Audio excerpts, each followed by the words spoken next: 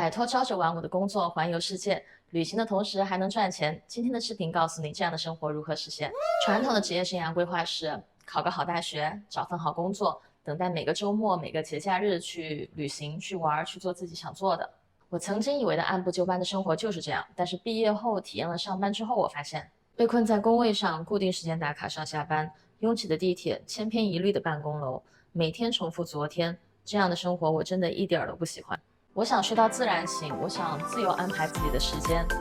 我想去森林，去海边，我想说走就走，想去任何地方，随时都能出发。我想让我的人生真正变成一场游戏，而我能自由解锁各种地图、各种体验。所以在经过好几年的探索后，我终于做到了，不用再过朝九晚五的生活，而是可以去到世界上任何我喜欢的地方，巴厘岛、清迈、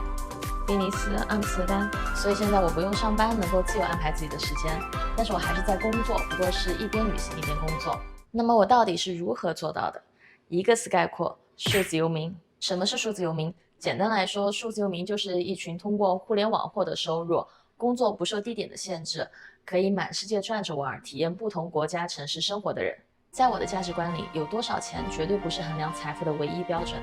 自由支配的时间，自主选择的生活方式，眼前的风景，内心的充实，才会让我变成一个富有的人。最近听到另外一位数字游民 Alison 播客里面的一句话是 It's not about how much money you make, it's about how you make money。 而数字游民刚好是能够让你一边赚钱一边体验人生探索世界的绝佳选择。想去其他国家城市工作生活，去曼谷，去巴黎，想躺着站着坐着办公，想穿着比基尼在泳池边，想坐在稻田旁，想和朋友一起宅在家，想选择自己真正感兴趣的事情去做。我的数字游民工作既然真的都已经帮我实现了，让我想想数字游民还有什么好处。对我来说，最重要的就是探索人生的自由。每个数字游民都或多或少的受了一本书的影响，是 Tim Ferriss 的《每周工作4小时》。这本书让越来越多的人开始思考人生的意义到底是什么。在书里 Tim 表示，尽管每个人的答案各不相同，但人生的意义绝对不是被困在公司的工位上，做着自己并不喜欢的甚至无聊的工作，为别人创造财富。成功的人生只能自己定义，如果因为社会的规则、别人的眼光去过自己根本不喜欢的生活，那才是毫无意义的人生。Tim Ferriss 倡导我们可以改变甚至推翻先努力工作存钱，再休假享受人生这种传统的职业生涯模式。我们不需要用金钱去换一个理想生活，因为最后你可能只是背上了房贷车贷。互联网的发展赋予了我们所有人新型的货币，那就是时间和空间。我们可以利用自由支配的时间加不受限制的地点，去旅行，去冒险，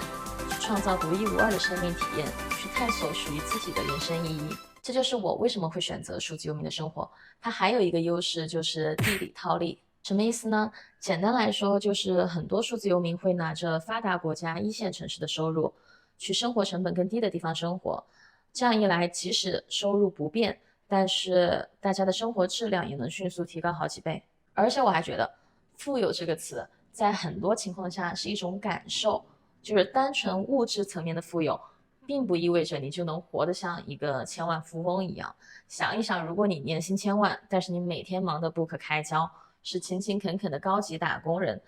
那你的生活就真的富有吗？所以我觉得，只要拥有更多自由支配的时间和空间，即使我的收入不变甚至降低，但是都能让我的富有体验增加很多倍。就像我现在可以任意选择在什么地方如何度过我的每一天，这种对自己生活绝大程度的掌控力，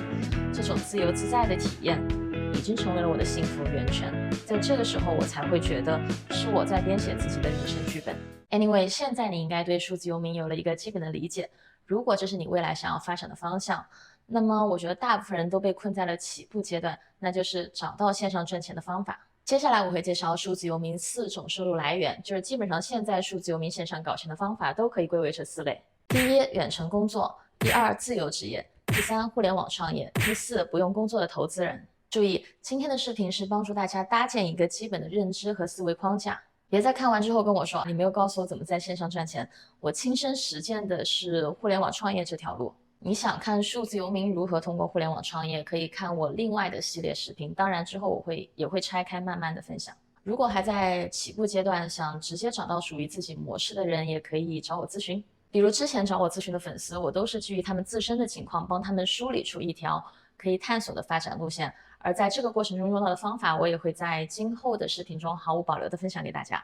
有耐心的朋友可以一期一期慢慢听我讲，想快速找到解决方案的，也可以直接来找我咨询。刚刚讲了数字游民收入的4大途径，接下来我来一个个具体解释一下。首先，大部分数字游民都是自由职业或者远程工作者，创业的会少一些，投资人就更少了，因为后者对个人的脑子、机遇和资历的要求更高。说起来这是4种赚钱途径，但其实这也可以是一个线性的发展路径，就是跟公司的职位晋升有点类似。一般人可能是先从远程工作开始做起，然后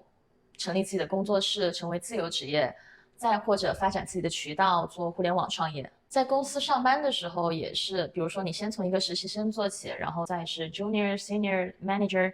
不同的是，在公司晋升往往受到公司效益、职位空缺，甚至职场关系的影响。而数字游民他的晋升并不受限于某一个公司，他反而拥有更大的市场和更多的自主性。是只要你肯花时间精力，就能在工作上受到正向的回报，而你的薪资收入也一定是随着你的经验和能力不断增长的。比如我在上海的朋友 Nico 也是在今年经历了突如其来的裁员后，才意识到曾经以为的稳定的在公司上班的全职工作其实也并不稳定。然后他才觉得相比之下，自由职业作品和资源都在自己的手中，不必过分的依赖于任何一家平台和公司。从长远来看，是实实在在的在为自己工作。之前很多人跟我留言说，我知道这4类收入来源，但是具体是做什么工作呢？这就很难说，因为我并不了解你的背景，我没办法直接告诉你应该去做什么工作，因为不同的行业职位实在太多了。但是接下来我可以给大家举一些具体的例子，你可以看看是不是你适合的。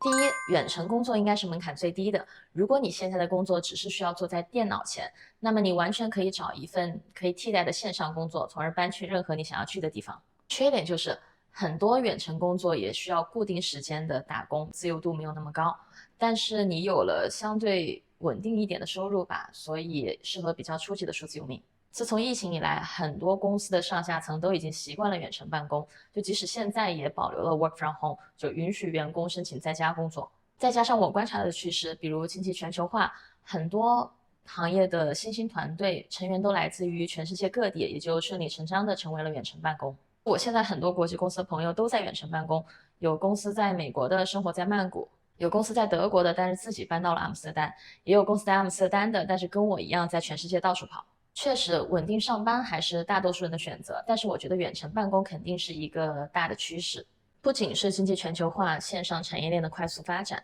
还有就是就生活质量而言，工作在人口密度过大的大城市，我们的生活品质相对较低，所以一旦大家有选择的话，相信很多人都更希望自主的选择工作和生活的地方吧。之前我推荐过几个找远程工作的网站，大家可以往之前的内容翻一翻，比如 Upwork、Fiverr、Remote.co、People Per Hour、TopTalk、Grow。总的来说，赚美金还是性价比比较高的，大家英语先练起来吧。自由职业应该是进阶版的远程工作吧，需要你得会整活，就是有自己的技能，还得有一定的客户资源，知道怎么去推广自己。很多自由职业都是做的创意类的工作，比如插画师、摄影师、音乐人、博主等等。当然，要是你原本只是在办公室工作，你也可以在积累了一定的资源之后，不必再依赖于任何一家公司，而是成为自由职业，直接跟客户对接。但这可能就对你的资源和你的综合能力要求比较高，比如说推广自己、找客户、sales、客户的 onboarding， 然后执行反馈等等这一系列的东西，你都得自己会。但是别担心，这些都是可以学的，而我也会在之后的视频里慢慢讲到。第三，互联网创业简单理解为自己开公司，自己是老板，当然可以决定在哪儿工作啊。这也是我现在在做的事情。比如我的主业目前是 digital marketing 数字营销，现在在运营自己的 agency， 也算是互联网创业吧。并且在这个过程中经历的1、2、3、4步骤，我都会在未来慢慢分享，欢迎关注啦。对了，我上一个视频还讲了互联网创业的几大模式，大家可以去看看找找灵感。第四，不用工作的投资人，就是被动收入覆盖掉了日常的开销。一般都是花很少的时间工作，甚至不用工作，财富自由也算。我最近，不是最近，就是近几年，我一直在探索被动收入的项目。目前感觉对我来说可行性比较高的是做数字产品，当然大家有什么好的想法也可以一起交流。所以在看这个视频的你，可能有不同的背景经验，不同的规划路线。要是你觉得自己还啥都不会，就先去深度的学习一项技能，不管你是先去上几年班，还是学音乐、学画画、学编程，